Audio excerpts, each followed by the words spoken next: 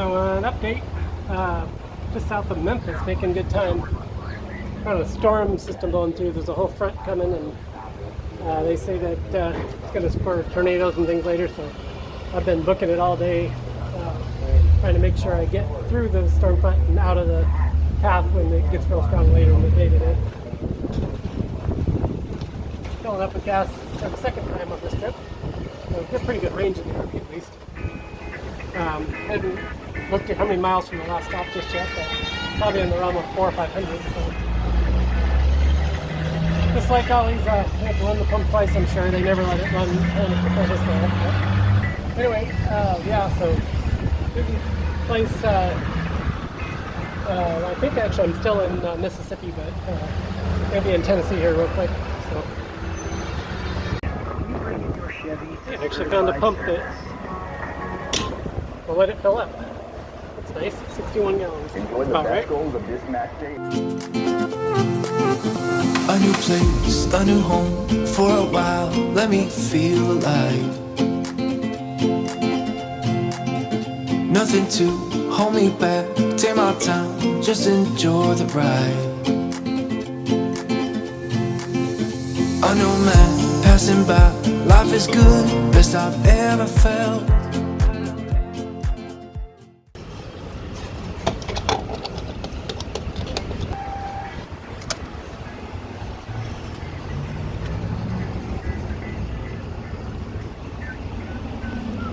This thing goes pretty low in the back with that hitch so high. I mean, it's because we're going over a hump, but I wonder if that would ever scrape. Huh. At least this is less likely to scrape.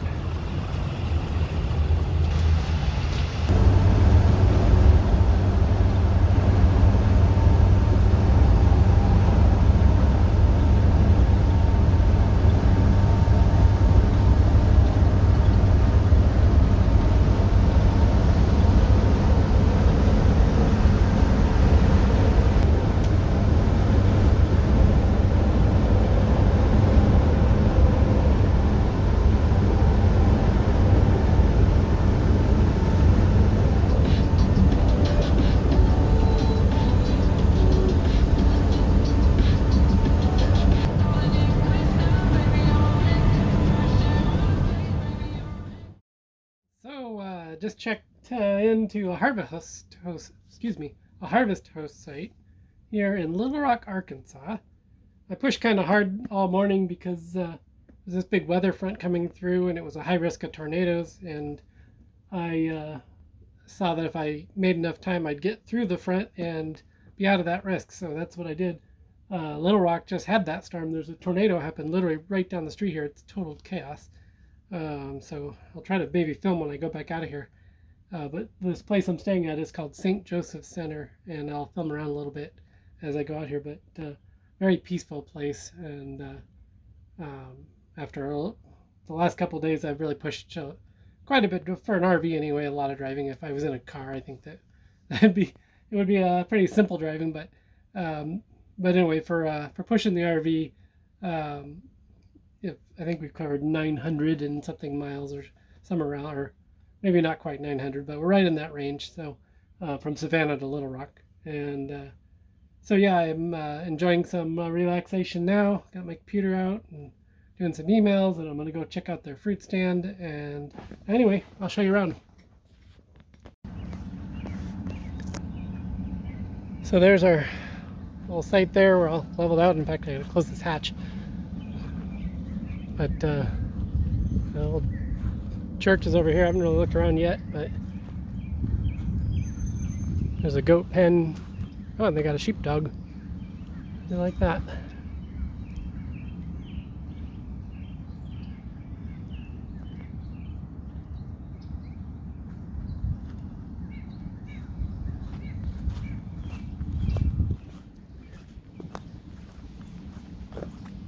We've had some big storms here, I'll tell you. So when I travel, and whether I'm on a boat or RV or wherever I'm at, I haven't vlogged about it much, but I do cook some pretty amazing meals almost every night. My secret to that is HelloFresh, actually. And I don't do HelloFresh anymore, but when I was doing HelloFresh, I just kept all the recipe cards for the recipes I really liked. So all the ones when I cooked them that I thought were pretty good, I kept all the cards. And then I organized them by the type of meat that they need. And that way, if I have chicken in the freezer or the fridge and I want to cook a meal, I just find the one that's all the chickens, and then I go through the recipes and I figure it out. And then I try to figure out what I have in the fridge and make my shopping list accordingly if I'm missing anything. And usually pick out 2 or 3 and for the next, say, 3 days, and then I just make a list for the next 3 days of the things I might need and just buy them, and then keep the cards handy, and then have a sense of the type of food I want to make. Now, I don't follow exactly. I've learned, cooking these, just some basic cooking skills that I never had, and some good tricks of the trade. And so I may leave out or substitute or what have you. For instance, tonight I really want to do some bowls, but I'm not doing pork, and this is taqueria pork, but I have ground turkey, so I'm going to do turkey bowls. But I can essentially follow the same recipe, or maybe switch it up a little bit if I don't have all the ingredients. So I consistently make some pretty amazing things, and not because I'm just an amazing cook, but because I just got a little cheat sheet here. So even after driving 900 miles in the last 2 days with these RV, I managed to still vacuum the floor and make sure the dishes are done, and make sure that I've done some shopping. So actually, considering the distance we're traveling, still doing pretty good and living a pretty cush lifestyle, that's for sure. I have been watching the news and checking up on my emails, and I took a walk around the grounds, and I went to the fresh, their farm stand or farm shop, whatever they have there. And in the morning, I think I'm gonna pick up some fresh produce and stuff to take with me on my trip. But I carry a lot of stuff with me. This is actually coming a lot from the boat, but I have, as you can see, the pantry is stocked here, and I've labeled the top of the can so I can see what everything is. So yeah, I have just about anything that I might need, even if I don't have a fruit stand or a farm shop or something like that right here, or a grocery store. But anyway, yeah, that's kind of how the living goes in here. So yeah, we're gonna fix up this taqueria bowl tonight, see how we do with that.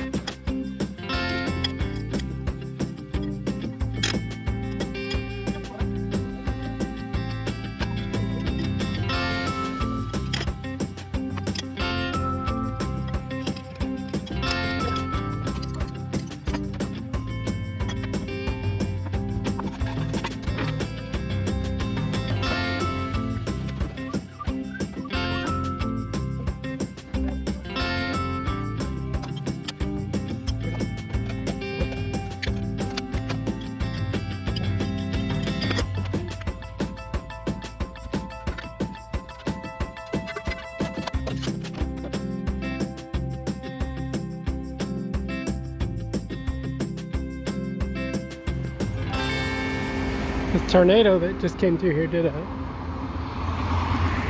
bang up job on these apartment complexes. They've already put tarps over all the roofs and people are moving out of the units. Some of the walls are torn off in places. It's a disaster everywhere. That person's bedroom is a little bit exposed. Same thing going this way. Everyone's got tarps on their roofs. They're trying to put the power lines back up. So another little trick that I was thinking to share is, as I get ready to go this morning, notice I don't have to move anything. I've got, I don't know how clean my place is, but I mean, I've got the plant and stuff in the back and got all these things on the counter. I got things on the dashboard and I don't have to move anything, and it's because I've made sure that everything has Velcro or something along those lines. So all the things up here all have Velcro, and so literally when it comes time to roll down the road, oops, I need both hands. Okay, so just fold that down. Make sure the driver's seat is, spin the seats around so they're facing forward, and always important if you have a slide is if there's anything that can get in the way, like this seat has to be pushed forward a little bit to make sure it doesn't, if it's slid all the way back, it could impact the slide and cause all kinds of damage. Same with these cabinets, they have to be fully shut or they can hit the slide. But really, yeah, I don't have to move much of anything when I travel. I just fold down the tables, the little fold out things, and make sure all the things are latched still, and then hit the slide controls, and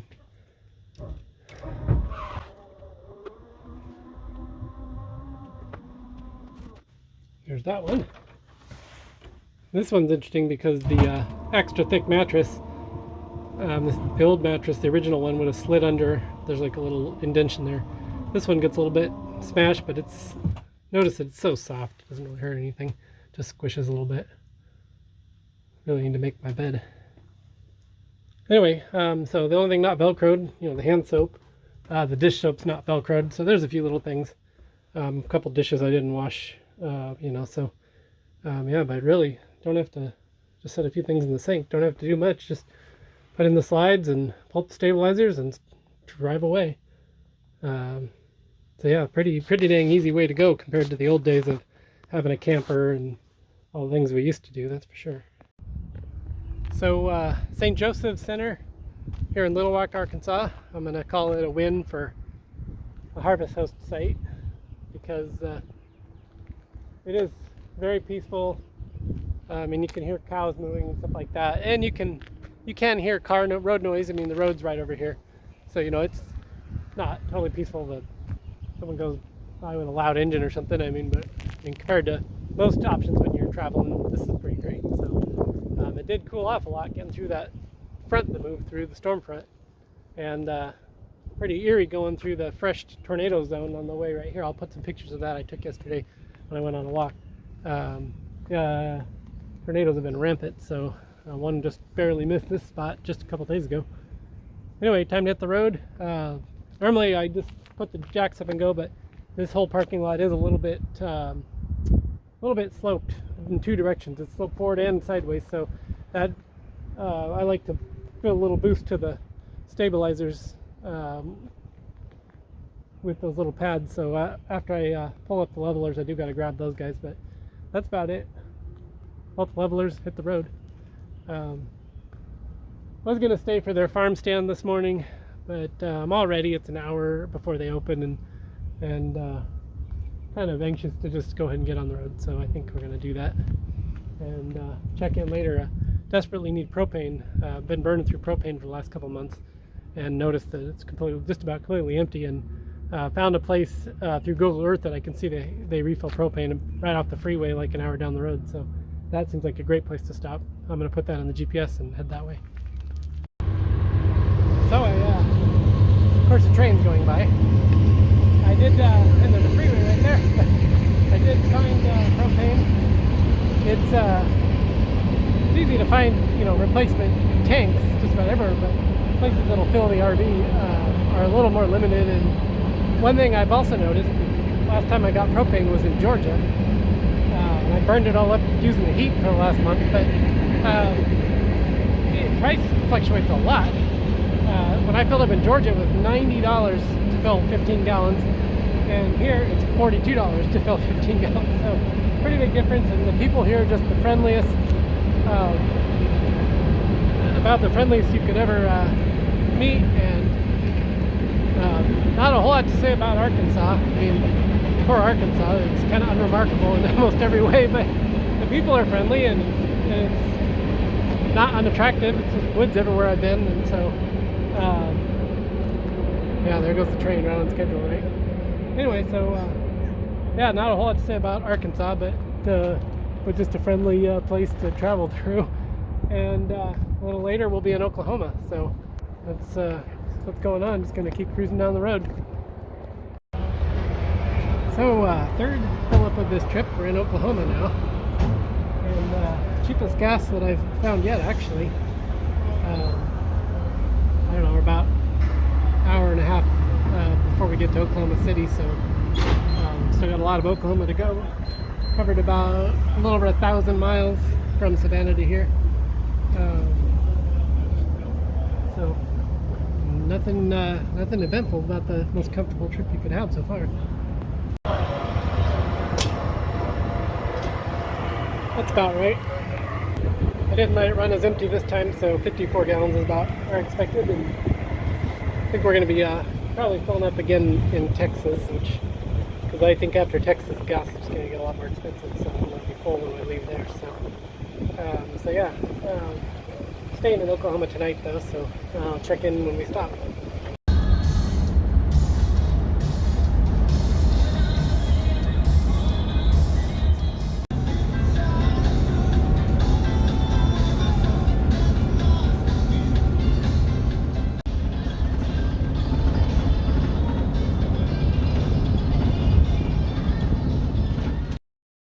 I stayed at another Harvest Host site, this one called 66 to Go on Route 66.